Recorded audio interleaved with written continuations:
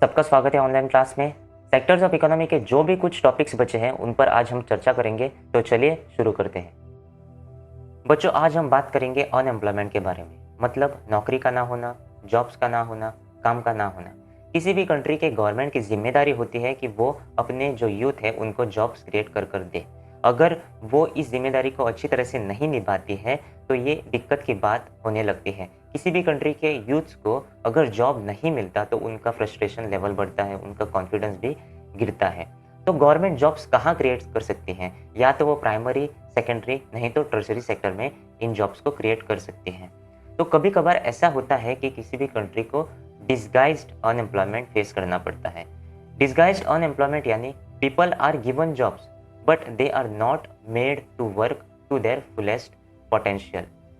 इसको कहते हैं डिसगाइज्ड अनएम्प्लॉयमेंट। इसको एक एग्जाम्पल के साथ समझते हैं। अगर आपकी क्लास में जायद, निज़ाम और सुबान हैं, वो अपनी पढ़ाई करते हैं, पूरी करते हैं, फिर आगे जाकर वो इंजीनियरिंग करते हैं और इंजीनियरिंग करने के बाद वो जॉब ढूंढने के लिए चलते हैं और उनको उनके लायक जॉब नहीं मिलता और उनको मिलता है ऑफिस में पियून का जॉब या तो मैकेनिक का जॉब। तो इसे कहते हैं डिसगाइज्ड अनएम्प्लॉयमेंट। ये किसी भी कंट्री के लिए एक शर्मनाक बात है और इससे जो यूथ है उनका फ्रस्ट्रेशन बढ़ता है, कॉन्फिडेंस लेवल भी घटता है। ये इस तरह का अनएम्प्लॉयमेंट अक्सर इंडिया में पाया जाता है। बच्चों, अब बात करते हैं इंडिया के बारे में। मतलब इंडिया में क्या सिनारियो है, इंडिया में क्या सीन चल रहा है एम्प्लॉयमेंट के बारे में। तो यहाँ पर माना जाता है कि प्राइमरी सेक्टर है, स्पेशली एग्रीकल्चर सेक्टर, ये लोगों को ज़्यादा एम्प्लॉयमेंट प्रोवाइड करता है। इसके बहुत कारण हैं, इनमें से हम कुछ को जानते हैं आज। तो चलिए, पहला कारण है it is because not enough jobs were created in the secondary and tertiary sector. मतलब जो और दो सेक्टर्स है, सेकेंडरी और टर्शरी सेक्टर, जो इंडस्ट्रियल सेक्टर है और सर्विस सेक्टर है, यहाँ पर ज़्यादा जॉब्स न मिलने के कारण लोगों के पास ऑप्शन बचता है एग्रीकल्चर। और इंडिया में अनुकूल स्थिति भी है, बहुत लैंड भी है, फर्टाइल लैंड भी है, पानी है, तो लोगों के पास ऑप्शन बचता है एग्रीकल्चर और वो एग्रीकल्चर करते हैं। इसका दूसरा कारण है there are more people in the agriculture than is necessary. Even if you move a few people out, production will not be affected. मतलब इंडिया में एग्रीकल्चर सेक्टर का बहुत बड़ा स्कोप है और यहाँ पर बहुत लोग काम करते हैं और करते आ रहे हैं, बरसों से करते आ रहे हैं। तो यहाँ पर अगर 2-4 लोग भी काम करना स्टॉप करें तो इसका प्रोडक्शन पर प्रोडक्शन पर अफेक्ट नहीं रहेगा और नहीं पड़ेगा। तो इंडिया में बहुत बड़ा स्कोप है और लोग एग्रीकल्चर एक्टिविटी करते आ रहे हैं बरसों से और उनके पास स्किल है, तो वो एग्रीकल्चर में उनके पास ऑप्शन बचता है।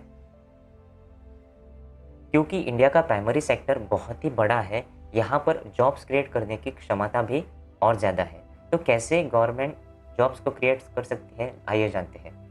If the government invests in the transportation and storage of crops, makes better roads, etc., so that small farmers can grow crops and sell their crops easily। अगर गवर्नमेंट यहाँ पर इन्वेस्ट करना यानी कि पैसे डालना। पैसे से क्या करती है गवर्नमेंट? फैसिलिटी देती है। कैसी फैसिलिटीज़? ट्रांसपोर्टेशन फैसिलिटी, यानी कि अच्छे रोड्स बनाना।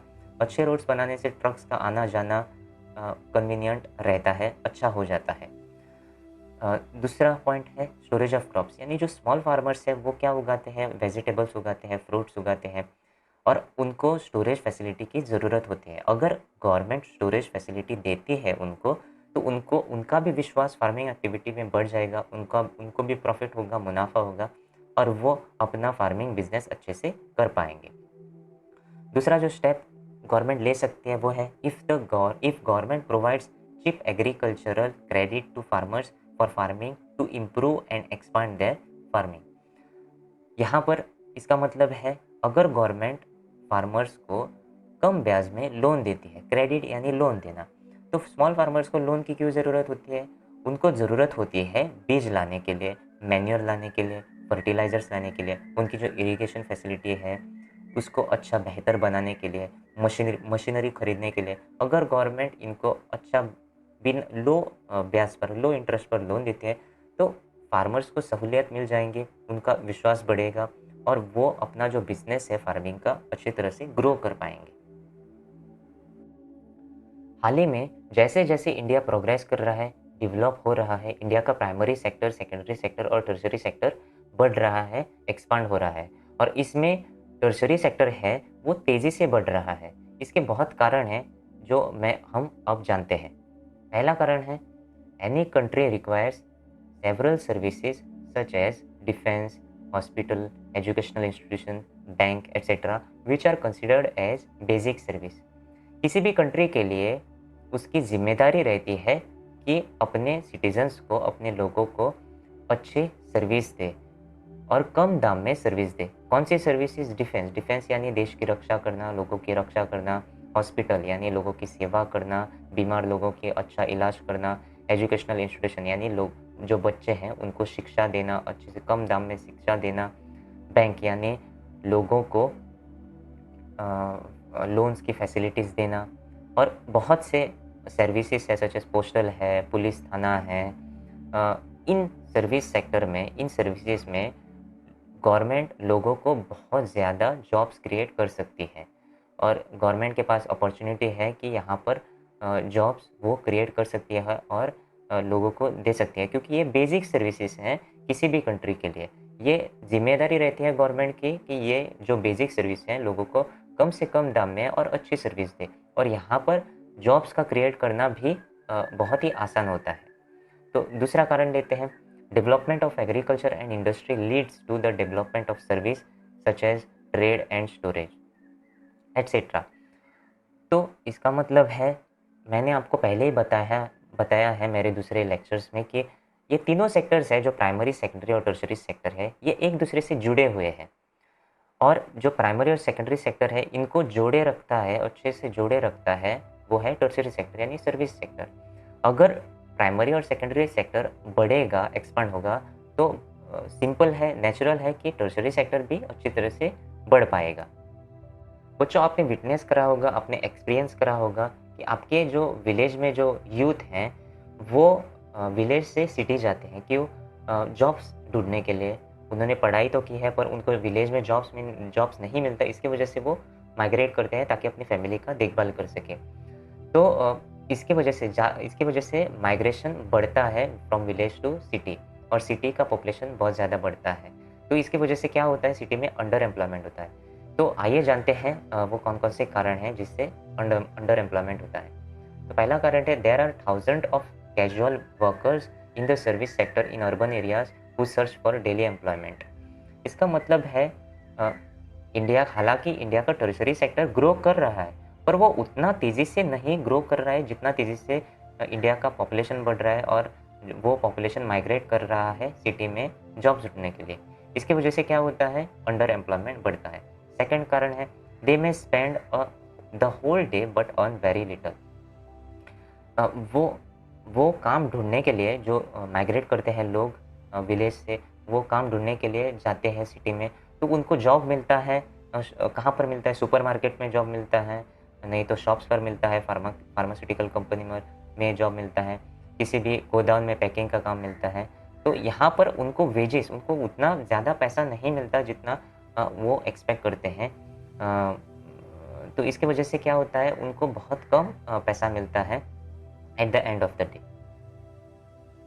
जो इंडिया के एक्सपर्ट्स हैं वो मानते हैं कि प्राइमरी सेक्टर में ज़्यादा जॉब्स क्रिएट कर सकते हैं। वो ये भी मानते हैं कि इंडिया का जो टर्शरी सेक्टर है वो तेज़ी से ग्रो कर रहा है और यहाँ पर भी जॉब्स क्रिएट करने की क्षमता बहुत ज़्यादा है। वो कैसे कर सकते हैं, आइए जानते हैं। To educate children who work as child laborer, we need more schools, therefore more jobs be created by building more schools। कुछ आपने देखा ही होगा मूवीज में कि होटल्स पर जो बच्चे हैं उनके घर की स्थिति अच्छी ना होने के कारण वो होटल्स में काम करते हैं। तो यहाँ पर गवर्नमेंट की जिम्मेदारी है कि जो बच्चे हैं उनको अच्छी से अच्छी शिक्षा प्रदान करें, वो भी फ्री में, कम दाम में। तो अगर उनको शिक्षा प्रदान करनी है तो गवर्नमेंट को स्कूल्स खोलने हैं और जब गवर्नमेंट स्कूल खोलेगी तब उस स्कूल में काम करने के लिए टीचर्स की ज़रूरत होगी, प्यून्स की ज़रूरत होगी, प्रिंसिपल, हेडमास्टर की ज़रूरत होगी।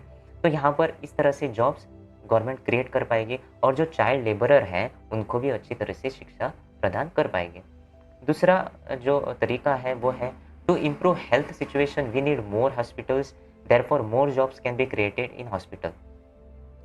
गवर्नमेंट की दूसरी जिम्मेदारी होती है कि जो सिटीजन है उनको अच्छे से अच्छी इलाज की सेवा प्रदान करे।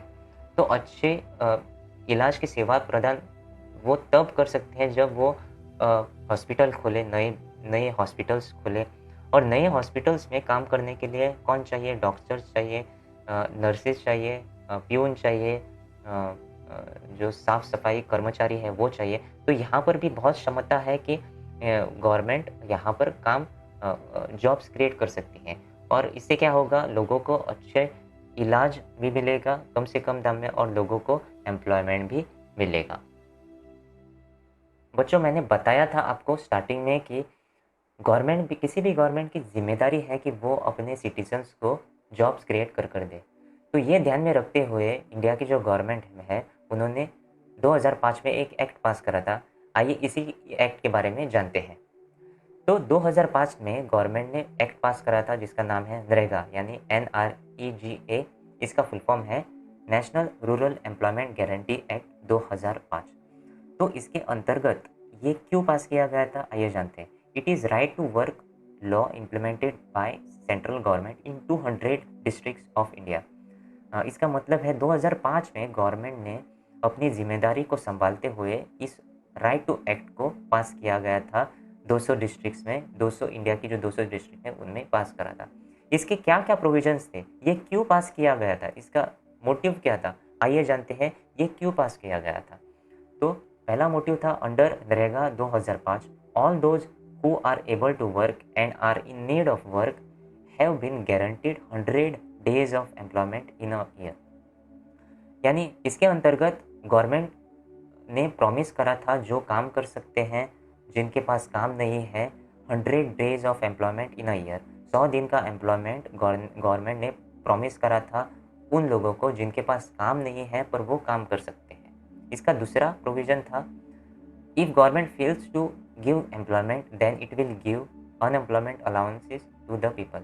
यानी कि गवर्नमेंट लोगों को जॉब देने में असफल रहती है, फेल हो जाती है, तो वो क्या करेगी? जो लोग हैं उनको उनके बैंक अकाउंट में कुछ पैसे डालेंगे, उनके उनकी लाइफ को, उनकी फैमिली को सपोर्ट करने के लिए। आज के लिए इतना ही था, आइए मिलते हैं अगली क्लास में।